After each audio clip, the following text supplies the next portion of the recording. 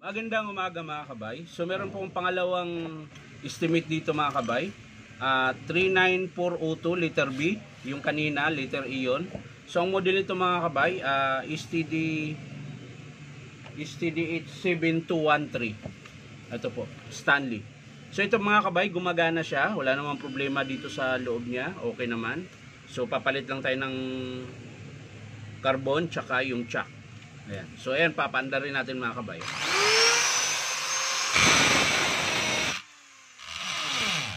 So okay pa yung hammer niya mga kabay, malakas.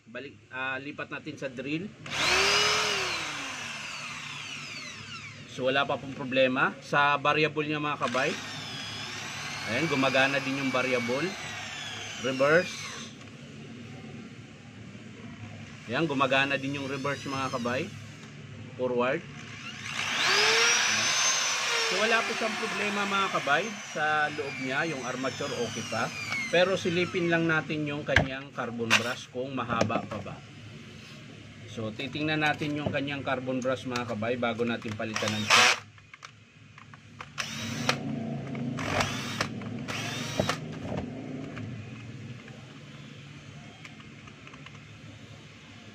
So ayan mga kabay. So yung carbon niya mga kabay ay kalahati pa po.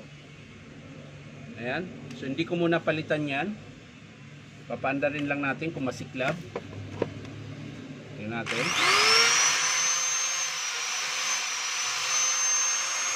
So hindi naman masiklab. So maluwag lang po yung terminal niya. Ayan. Yung terminal nung brush holder. So iipitan lang natin yan. Ayan.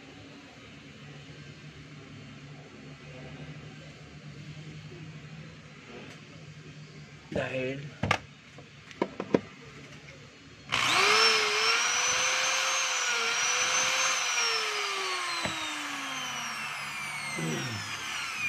so maluwag po yung kanyang terminal mga kabay, ito.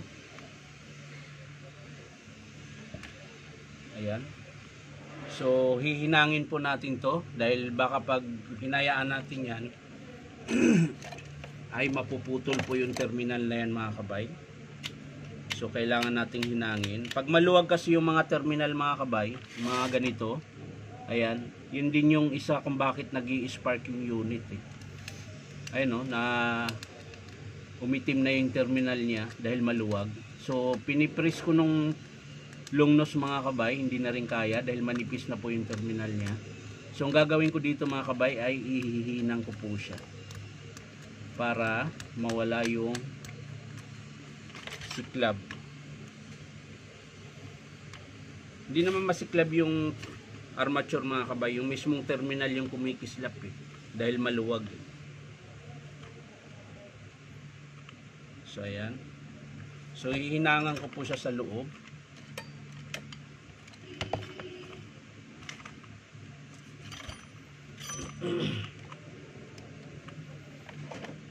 Ating hinangan siya mga kabay.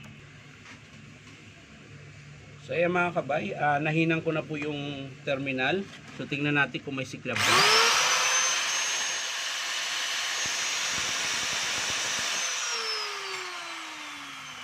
So wala na po siyang siklab mga kabay. So sasara ko na to at magpapalit tayo ng chuck. Dahil yun naman po yun talaga ang sira.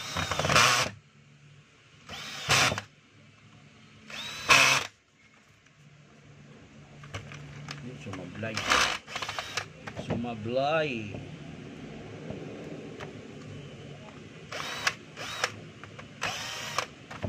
Ayan.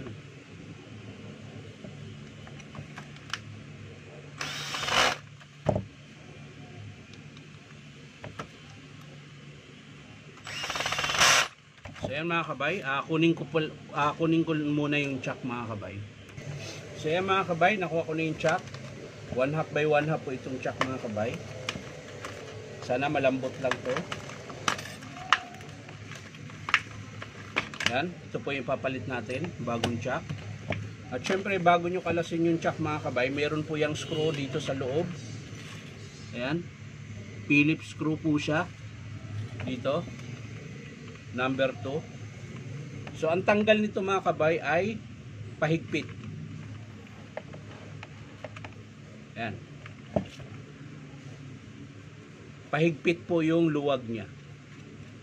So ito malambot lang mga kabay. Ayan. Ito po yung screw niya. Ang paluwag nito ay pahigpit. Ang pahigpit naman ay paluwag. Ayan. So sana malambot lang ito. So ayan. Lagyan nyo lang ng alin, yung dulo, tsaka paluin nyo. Yun. So malambot lang siya mga kabay. Ayan. Pero hindi ho pare-parehas ganun kalambot mga kabay. Ay, minsan 3 palo hindi mo pa makalas. Depende po yun sa ano. Siguro ito baka napalitan na to. Kaya malambot na. Pero kung hindi pa siya napalitan mga kabay, simula nung pagbili ay matigas po talaga yun. Kahit po sa cordless ganun din po. Ayan. So ang higpit nito mga kabay, kahit dito na lang sa susi. Dahil may ano naman siya, may lock. Ayan. Pero tamang-tamang pukpok lang mga kabay, baka mabungi naman yung gear. So ayan. Okay na po yung chuck. So lalagay na natin yung lock. Ayan. So ang pahigpit nito mga kabay ay paluwag.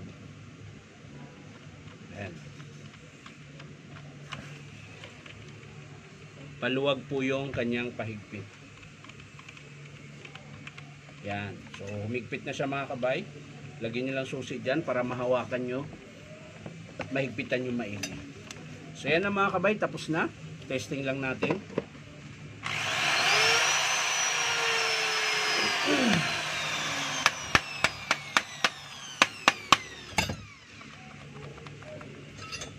So yan.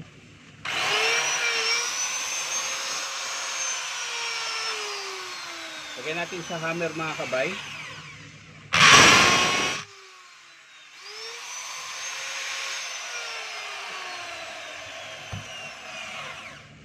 So kaya malakas siya mga kabay dahil yung gear nito, double gear po ito mga kabay. Hindi siya katulad ng ibang drill na armature gear siya kaagad. Ito meron pa siyang isang maliit na gear kaya mas malakas to mga kabay.